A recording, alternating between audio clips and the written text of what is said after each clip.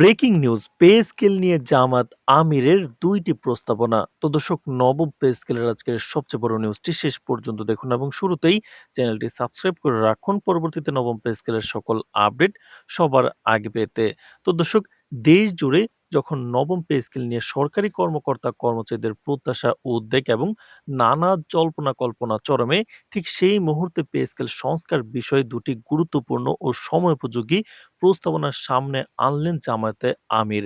তো দর্শক, চলমান অর্থনৈতিক বাস্তবতা, মূল্যস্ফীতি এবং সাধারণ মানুষের জীবনযাত্রার ব্যয়ের সঙ্গে সামঞ্জস্য রেখে বেতন কাঠামো পুনর্গঠনের আহ্বান জানিয়ে তিনি বলেন, পে স্কেল শুধু সংখ্যা বা অঙ্কের বিষয় নয়, এটি রাষ্ট্রের নৈতিকতা, সামাজিক ন্যায় বিচার এবং প্রশাসনিক স্থিতিশীলতার সঙ্গে গভীরভাবে জড়িত। সাম্প্রতিক এক রাজনৈতিক সভা ও সাংবাদিকদের সঙ্গে আলাপকালে জামায়াত আমির বলেন, বিগত কয়েক বছরে দেশে দ্রব্যমূল্যের যে লাগাম ছাড়া ঊর্ধ্বগতি দেখা গেছে, তাতে বর্তমান বেতন কাঠামো দিয়ে একজন সরকারি কর্মচারীর পক্ষে সম্মানজনক জীবনযাপন করা ক্রমেই কঠিন হয়ে পড়েছে। বাসা ভাড়া, চিকিৎসা ব্যয়, সন্তানের শিক্ষা খরচ এবং দৈনন্দিন প্রয়োজনীয় পণ্যের দাম সবকিছু মিলিয়ে বাস্তব চিত্রটি পে স্কেলের কাগজে হিসাবের সঙ্গে আর মিলছে না। এই প্রেক্ষাপটে তিনি প্রথম প্রস্তাবনায় বলেন, নতুন পে স্কেল নির্ধারণের ক্ষেত্রে জীবনযাত্রার প্রকৃত ব্যয়কে মূল ভিত্তি হিসেবে ধরতে হবে। শুধু পূর্বের স্কেলের উপর শতকরা কিছু বাড়ালেই চলবে না, বরং বর্তমান বাজার দর, পরিবারের গড় ব্যয় এবং ভবিষ্যৎ মূল্যস্ফীতির সম্ভাবনাকেও হিসাবের মধ্যে আনতে হবে। তো দর্শক, তিনি আরো বলেন, বিশেষ করে নিম্ন ও মধ্যম গ্রেডের কর্মচারীরা সবচেয়ে বেশি চাপের মুখে রয়েছেন। তাদের আয়ের বড় অংশই চলে যাচ্ছে বাসা ভাড়া ও নিত্য প্রয়োজনীয় খাতে। ফলে সঞ্চয় বা ভবিষ্যৎ নিরাপত্তার সুযোগ থাকছে না।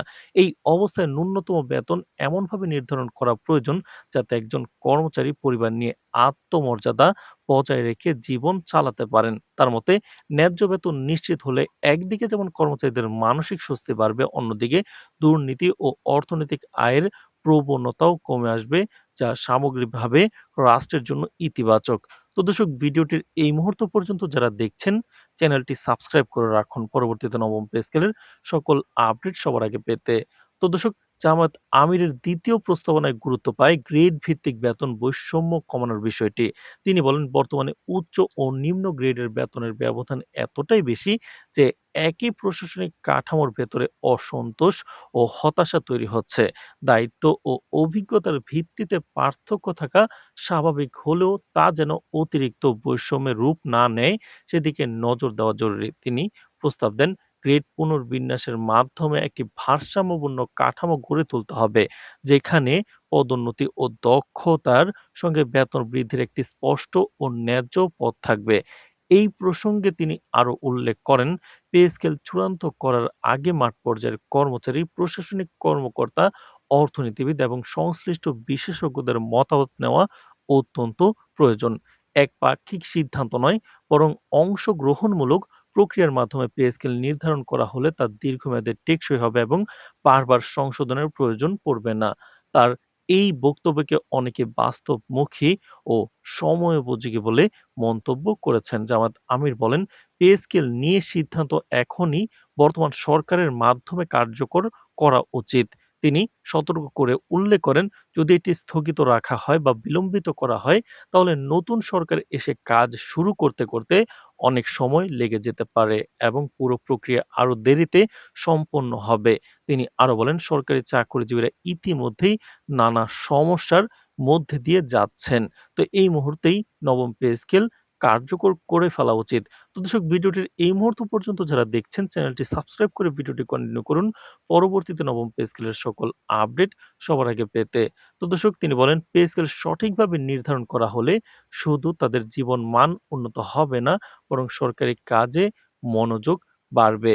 তো দর্শক, বরং সরকারি কাজে মনোযোগ বাড়লে ঘুষ গ্রহণ কমবে এবং প্রশাসনিক কার্যক্রমের স্থায়িত্ব ও দীর্ঘমেয়াদী ফলপ্রসূতা নিশ্চিত হবে। জামায়াত আমিরের এই বক্তব্যে স্পষ্ট যে পে স্কেল বিষয়টি কেবল বেতন বৃদ্ধির বিষয় নয়, এটি সরকারি ব্যবস্থার নৈতিকতা ও স্থিতিশীলতার সঙ্গে সরাসরি জড়িয়ে আছে। জামায়াতে আমির তার বক্তব্যে পে স্কেল বাস্তবায়নের কৌশল নিয়েও কথা বলেন। তিনি বলেন, রাষ্ট্রের আর্থিক সক্ষমতাকে অগ্রাহ্য করে হঠাৎ করে বড় অঙ্কের বেতন বাড়ানো হলে বাজেটে চাপ সৃষ্টি হতে পারে, যা শেষ পর্যন্ত সাধারণ জনগণের উপরই প্রভাব ফেলবে। তাই তিনি ধাপে ধাপে পে স্কেল বাস্তবায়নের প্রস্তাব দেন, যাতে একদিকে কর্মচারীরা দ্রুত কিছুটা স্বস্তি পান, অন্যদিকে সরকারও অর্থনৈতিক ভারসাম্য বজায় রাখতে পারে। এই ধাপে বাস্তবায়নের মাধ্যমে ভবিষ্যতে প্রয়োজন অনুযায়ী সংশোধনের সুযোগও থাকবে বলে তিনি মনে করেন। বর্তমানে পে স্কেল নিয়ে সরকারের ভেতরে একাধিক বৈঠক চলছে। পে কমিশনের সুপারিশ, অর্থ মন্ত্রণালয়ের মতামত এবং প্রধান উপদেষ্টার নির্দেশনার আলোকে চূড়ান্ত সিদ্ধান্ত নেওয়ার প্রক্রিয়া প্রায় শেষ পর্যায়ে।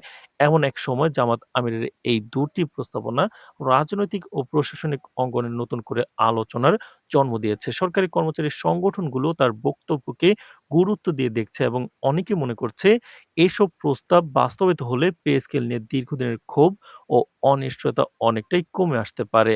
তো দর্শক, এছাড়াও সব মিলিয়ে পে স্কেল ইস্যু এখন কেবল একটি আর্থিক সিদ্ধান্তের মধ্যে সীমাবদ্ধ নেই। এটি সামাজিক ন্যায় বিচার, প্রশাসনিক দক্ষতা এবং রাষ্ট্রের নৈতিক দায়বদ্ধতার সঙ্গে ওতপ্রোতভাবে জড়িয়ে গেছে। জামাত আমিরের উত্থাপিত ২ প্রস্তাবনা সেই বৃহত্তর আলোচনাকে আরো গভীর করেছে।